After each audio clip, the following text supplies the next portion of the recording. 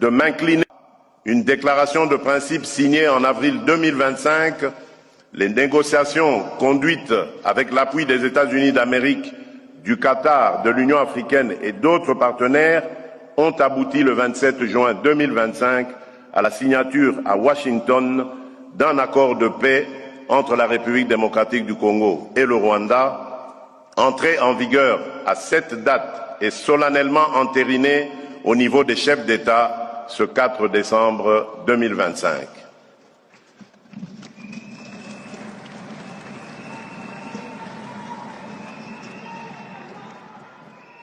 Adossé à la résolution 2773, cet accord entérine le retrait des troupes rwandaises de notre territoire, le démantèlement des groupes armés étrangers, y compris les FDLR, la mise en place d'un mécanisme conjoint de sécurité chargé de superviser l'exécution, ainsi qu'un cadre d'intégration économique régionale qui ne saurait être mis en application qu'à la condition sine qua non que la sécurité et la souveraineté de la République démocratique du Congo soient pleinement garanties. Permettez-moi d'être parfaitement clair. Ces accords ne consacrent aucune forme de partage de notre souveraineté.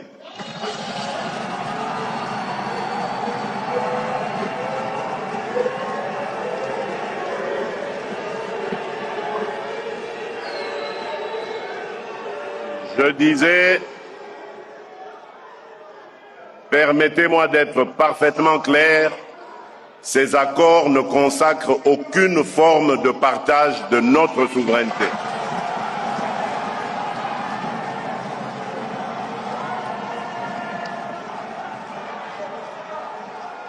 Ils ne valident ni les prétentions territoriales de qui que ce soit, ni la mise sous tutelle de nos ressources.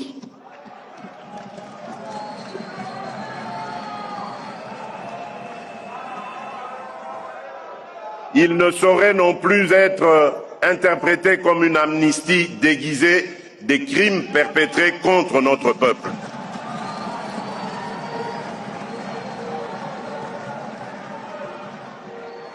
La justice suivra son cours avec rigueur, jusqu'au bout et sans complaisance, afin d'honorer la mémoire de celles et ceux injustement tombés du fait de cette agression. Nous assumons ces accords comme des leviers stratégiques au service d'une paix juste et vérifiable, non comme une concession, mais comme l'expression d'une volonté ferme de conjuguer l'efficacité de notre défense à la puissance de notre action diplomatique.